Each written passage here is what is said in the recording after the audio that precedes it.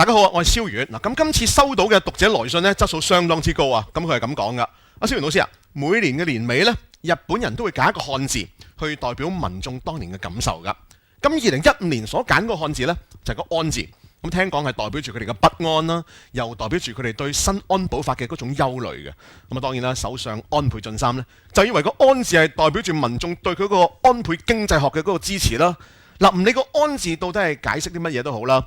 蕭遠老師啊，我想問下，如果攞一個字去形容你，你應該覺得用咩字係最好呢？咁樣嗱，講起中文字呢，我反而有幾個智力問題呢，想考一考你哋噶。嗱，第一題，個紅字，如果紅人俾人掹咗指甲之後，變成咩中文字？答案就係個能字啦。紅人俾人掹咗指甲，咪變成個能字咯。第二個問題，一個美國人呢，好急尿，請問你會變成咩國家嘅人呢？答案就係變成姜國人啦。美國人急尿好急喎，即刻變成個姜國人啦，係咪好有趣呢？至於第三個問題呢，有少少普通話嘅成分，大家留意啦。話說一個成日 rap 歌嘅人，如果爬到上樹上面，請問你呢個係一個咩中文字呢？答案係個桑字。點解呢？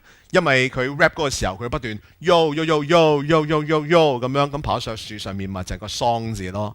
至於呢個同學，佢問阿蕭遠老師啊，攞咩字形容你最好呢？咁樣，我相信大家心裏有數，我都無謂喺 YouTube 片嗰度呢多講啦。各位同學，仲有咩問題呢？可以 send 問題俾我，我喺 YouTube 嗰度嚟到解答。